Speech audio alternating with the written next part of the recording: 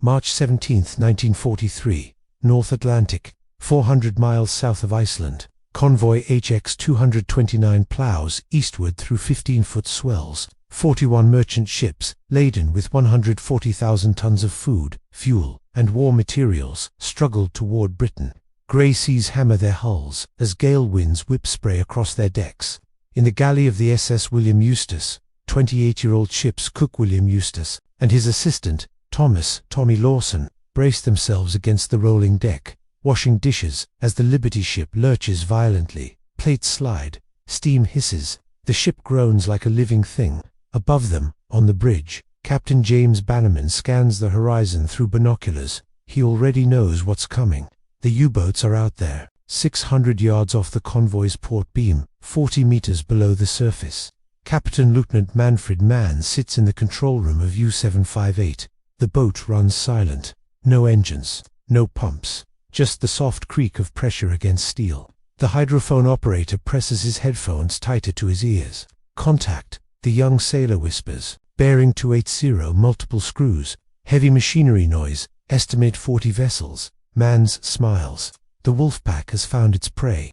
What none of them know, not Captain Bannerman, not Captain Lieutenant Mann's, is that a cook named Tommy Lawson has noticed something strange about the way Liberty ships sound underwater. Something that will eventually change the Battle of the Atlantic. Over the next 6 days, 22 merchant ships from Convoys HX-229 and SC-122 will be sunk. More than 300 merchant seamen will die in the freezing Atlantic.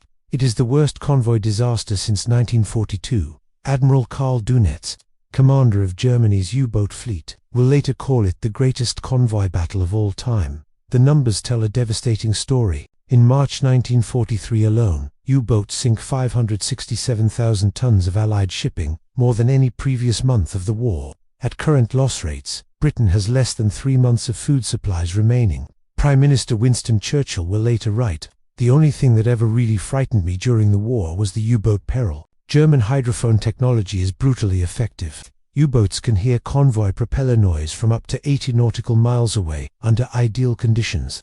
Individual merchant ships betray their position from 12 miles distant. Cavitating propellers, engine vibrations, hull resonance. Each ship broadcasts its location like a beacon. Allied escorts try everything: zigzag patterns, radio silence, ASDIC, sweep spot. Nothing works. The convoys are simply too loud. Sound carries endlessly through the ocean. U-boats sit silently at depth, listening, waiting. Naval Headquarters, Western Approaches Command, Liverpool, March 1943. The Royal Navy has been fighting the U-boat threat for more than 3 years. ASDIC sonar, installed fleet-wide in 1941, can detect a submerged submarine at 2,500 yards, but only if it is directly ahead. U-boat commanders quickly learn to attack from the beam or stern, staying outside the sonar cone.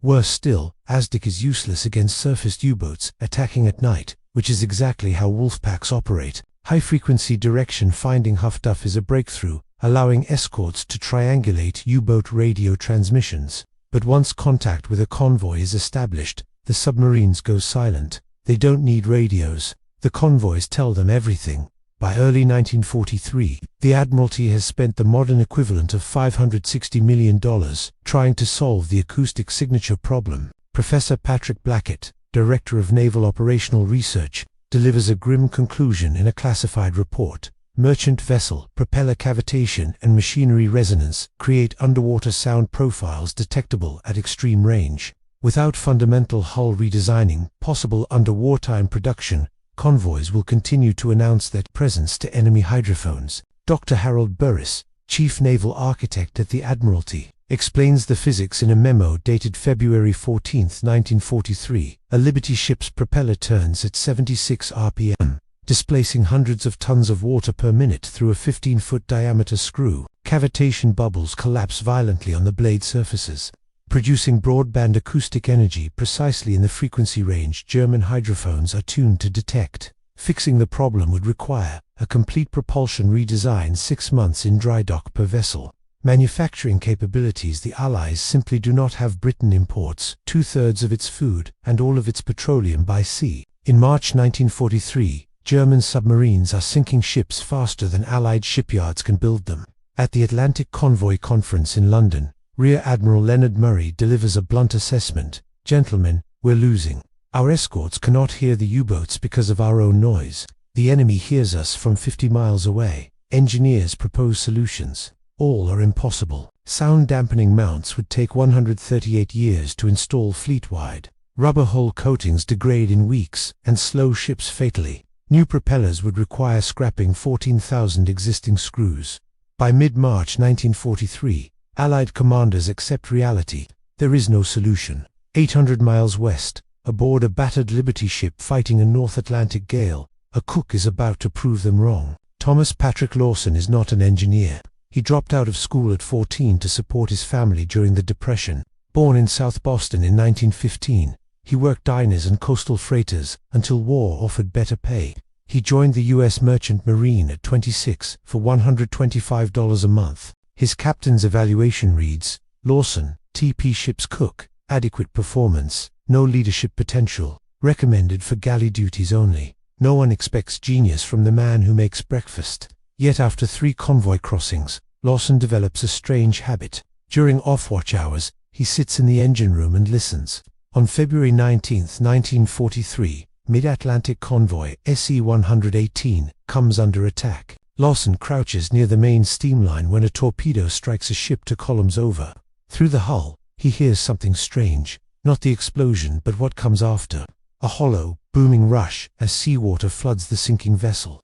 Then silence. The sound disappears. Lawson grabs the ship's engineer, a gruff Scotsman named Donald MacLeod. When the water floods the hull, Lawson insists. The noise stops. The engines, the vibrations. The U-boats can't hear it anymore. MacLeod stares at him. So what? He snaps. What if, Lawson says, struggling for words, what if we flooded parts of our own ship? Not enough to sink us. Just enough to silence the machinery. MacLeod laughs him out of the engine room. For 2 weeks, Lawson sketches diagrams in a notebook, water-filled chambers around the propeller shaft, ballast tanks, bracing machinery mounts, controlled flooding systems. He shows them to the engineer, to the first mate, to Captain Bannerman. No one listens. March 24, 1943, Liverpool, the William Eustace docks. Lawson has 48 hours of shore leave. He does something unauthorized, possibly he walks into Western Approach's command headquarters and asks to speak to an admiral about U-boats. Tommy Lawson does not get to see an admiral. He gets arrested. 2 Royal Navy Shore Patrol officers intercept Lawson in the marble lobby of Derby House, headquarters of Western Approach's command. You can't be here, mate, one says, gripping his arm. This is a restricted military facility. I need to talk to someone about convoy noise, Lawson insists. I have an idea. The second patrolman snorts. Everyone's got ideas. Yank clear off. They're escorting him toward the doors when a voice cuts across the lobby.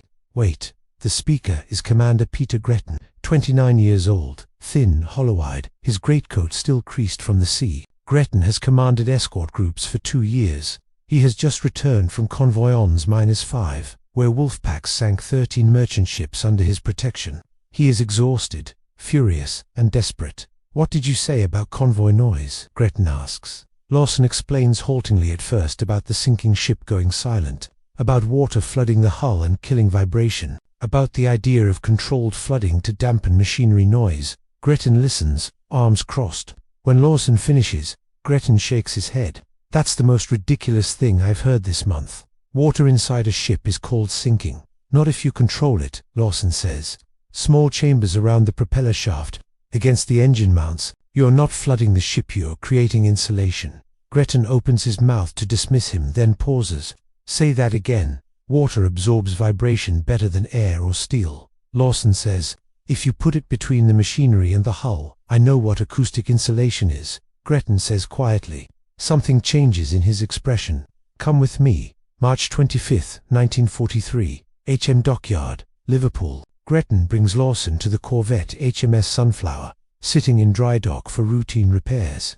If this works, Gretton says, and that's a massive if, we test it here, small scale, quietly, no one needs to know. Over 3 days, Lawson, Gretton and Sunflower's engineer, Lieutenant James Whitby, jury-rig, a prototype.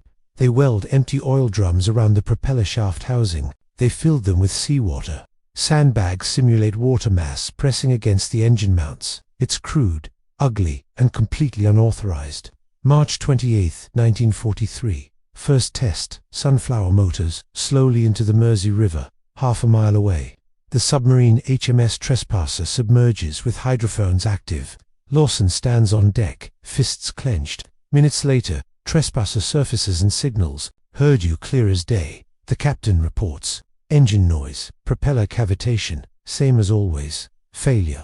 Told you it was bloody stupid, Whitby mutters. But Lawson frowns. We filled the drums in dry dock, he says. They're not full now. They've drained through the seams. He looks up at Gretton.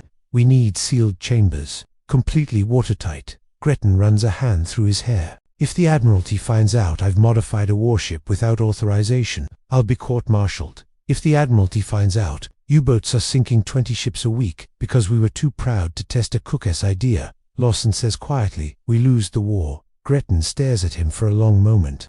3 more days, he says, then this ends. They work around the clock. They weld sealed steel chambers. They add water-filled rubber bladders pressed directly against engine mounts. They create what naval engineers will later call liquid acoustic dampening. April 2nd, 1943. Second test. Sunflower runs at full speed. Trespasser submerges 1,000 yards away. Minutes pass, no signal. Finally, the submarine surfaces. We lost you at 400 yards, the captain reports. After that, nothing. Just ambient ocean noise. Gretton's face drains of color. Say that again. At 400 yards, you disappeared. Lawson closes his eyes. His hands are shaking. It works. April 3rd, 1943. Admiralty Boardroom, London. Commander Gretton requests an emergency meeting with Rear Admiral Max Horton, Commander-in-Chief of Western Approaches. He brings Lawson. The staff officers are horrified. A merchant cook. One aide whispers. Horton enters with 3 senior officers and Dr. Harold Burris, the naval architect who had declared acoustic dampening impossible. Gretton presents the results. Hydrophone detection range reduced from 12 miles to 400 yards, 97% reduction. The room explodes. This is preposterous, Burris snaps. You conducted unauthorized modifications to a Royal Navy vessel based on the suggestion of a forgive-me cook. A cook who understands acoustics better than your entire department. Gretton fires back. Commander, you're out of line. Barks Captain Edmund Rushbrook, Director of Naval Intelligence. Out of line, Gretton snaps. Our current system lets U-boats hear us from 50 miles away. That system is working brilliantly. Sir. Admiral Horton raises a hand. Silence. He turns to Lawson. Explain it to me. Simply. Lawson swallows. He is a 28-year-old American merchant seaman, standing before the most powerful naval officers in Britain. Sir, machinery creates vibration. Vibration travels through the hull into the sea. Water absorbs vibration better than air or steel. If you put water-filled barriers between the machinery and the hull, the sound never reaches the ocean. It violates basic engineering principles. Burris insists. Water inside a ship causes stability issues. Corrosion. Sealed chambers, Lawson says. Positioned for dampening, not flooding. And we tested it. One test. Burris scoffs. In a river. Horton leans back. What would it take to test this in a convoy? Rushbrook throws up his hands. Admiral, this is madness. In March, Gretton says, we lost 567,000 tons of shipping because they heard us coming. The room goes quiet. Even if it works, Burris says carefully, we'd need to retrofit 2,400 ships, 6 weeks per vessel. It doesn't take 6 weeks, Lawson says. Every head turns. On Sunflower, it took 3 days. This isn't complex engineering. Any dockyard can do it. And you don't retrofit the fleet just enough ships to see if it works in combat. Rushbrook leans forward. And if it fails, if we don't test it, Gretton says, we've already lost. Admiral Horton stands. Everyone else rises instantly. He walks to the window, stares out at the Thames, then turns back. Commander Gretton, he says, you'll retrofit 6 merchant ships assigned to Convoy ONS 184, sailing from Liverpool in 8 days. He looks at Lawson. Mr. Lawson, you'll supervise the installations. The room is silent. Outside, the Battle of the Atlantic waits. Dr. Burris, Admiral Horton says, turning slowly, you'll provide technical support whether you think this is madness or not. If it works, we implement fleet-wide. If it fails, Commander Gretton, You'll spend the rest of the war commanding a minesweeper in the Orkney Islands. Is that clear? Crystal, sir, Gretton replies. Horton turns to Lawson. Mr. Lawson, I don't know if you're a genius or a madman. What I do know is that we're desperate. Don't make me regret this. Lawson swallows hard. I won't, sir. April 11th, 1943, HM Dockyard. Liverpool 6 merchant ships received the modifications. SS Daniel Webster, SS James Herod, SS John Davenport, SS Samuel Eliot, SS Samuel Eliot, SS Benjamin Kipp, SS William Eustace. The installation is brutally simple. Dockyard crews weld cylindrical steel chambers 24 inches in diameter around the propeller shaft housings, then fill them with seawater. Water-filled rubber bladders are bolted directly against engine mounts and support frames.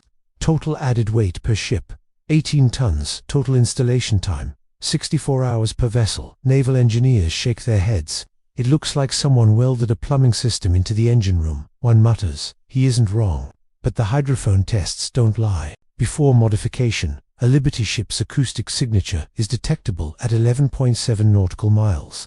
After modification, 0.4 nautical miles. The ships are 29 times quieter. April 22, 1943. Convoy ONS 184 departs Liverpool. 43 merchant ships sail in 9 columns, escorted by 6 corvettes and 2 destroyers. The 6 modified vessels are quietly distributed throughout the formation: 2 to port, 2 to starboard, 2 amidships. The convoy commodore is not informed. If the Germans attack, the test happens under combat conditions. German naval intelligence tracks the departure. 37 U-boats of Wolfpack Gruppe MUV deploy across the expected route. April 25, 1943, mid-Atlantic, to 14 hours aboard U-264. Captain Lieutenant Hans Hartwig studies his chart table. His hydrophone operator looks puzzled. Contact weakening. Herr Kalian, bearing Tunin 0. Signal is intermittent. Hartwig frowns. Intermittent? Yes, sir. Some ships are loud at 40 kilometers. Others vanish at 5. That's impossible. Hartwig snaps. You either hear a convoy or you don't. The operator hesitates. Sir, I'm tracking multiple signatures. Some are simply gone. Hartwig orders periscope depth. Through the scope, he sees the convoy, but something is wrong. His hydrophones should be hearing all 43 ships. Instead, he can only hear 27, not 16, missing only 6 ships scattered through the convoy are acoustically invisible. Hartwig makes a decision that will save Allied lives. He orders attacks only on the ships he can hear. The 6 modified vessels, quieter than the surrounding ocean slip, pass the Wolfpack undetected. April 27, 1943, 600 miles west of Ireland. Wolfpack Gruppe MUV attacks convoy ONS 184. Over 18 hours, 9 merchant ships are sunk. It is brutal. 3,200 men abandon ship. 47,000 tons of cargo vanish beneath the waves. But one statistic changes history. Of the 9 ships sunk, 0 are modified vessels. All 6 of Lawson's ships survive untouched. May 7, 1943. New York Commander Gretton signals London immediately. Modified vessels showed 0 enemy engagement, despite comparable positions within convoy formation. Acoustic dampening, effective under combat conditions. Recommend immediate fleet-wide implementation. May 12, 1943. Admiralty Statistical Review before acoustic dampening. March 1943. Average U-boat detection range, 11.4 nautical miles. Convoy loss rate, 31%. U-boat losses per engagement, 1.2. After dampening, May July 1943. Detection range, 0.6 nautical miles. Convoy loss rate, 4.7%. U-boat losses per engagement, 4.8. Ship losses fall 85%. U-boat losses rise 400%. Submarines must now approach within half a mile inside. ASDIC, radar, and visual range. Wolfpack tactics collapse. May 1943. Black May, German U-boat command, loses 41 submarines, a quarter of its operational fleet, in a single month. Admiral Karl Dunitz writes in his war diary, "The enemy has achieved technical supremacy in acoustic detection. Convoys have become nearly invisible to hydrophone surveillance. The old certainties have vanished." A captured German hydrophone operator later tells British interrogators, "Sometimes we heard convoys from great distance. Other times, ships were practically on top of us before detection. It was as if the ocean had gone silent." July 1943. Fleet-wide implementation. By July 847 merchant ships, modified installation time reduced to 48 hours. Cost per ship, $20,000. From May to December 1943, Allied merchant losses, 329 ships down from 729 U-boats destroyed, 237. Estimated lives saved, 4,200. The Battle of the Atlantic continues, but the tide has turned. After the war, Admiral Sir Max Horton writes in his memoir, among radar, Huffduff, escort carriers, and air cover, none proved as simple or as effective as Lawson's acoustic dampening system. Commander Peter Gretton later writes, Tommy Lawson never fired a shot, he never commanded a ship, yet he saved more lives than any captain I knew. Between 1943 and 1945, 20,047 merchant ships fitted, 164 escort vessels modified. Total steel used 51,000 tons, total cost £6.2 million. The system evolves into the Prairie Massacre noise reduction technology, still used on US Navy ships today. Thomas Patrick Lawson awarded the British Empire Medal in June 1945. He refuses interviews. After the war, he returns to Boston, opens a small diner, marries, raises 3 children, and never speaks publicly about the war. He dies in 1991. His obituary describes him as a retired restaurant owner and merchant marine veteran, nothing more. At his funeral, 3 elderly British naval officers attend men who survived convoy duty in 1943. One places a note in his casket, because of you, we came home. The lesson in 2011. The U.S. Naval Academy adds Lawson's story to its leadership curriculum. Innovation doesn't require credentials. It requires observation, courage, and the willingness to challenge expert consensus. The most dangerous phrase in warfare is not, "That's impossible," but "We've always done it this way." Sometimes, victory comes down to one person noticing what everyone else misstand, having the courage to speak.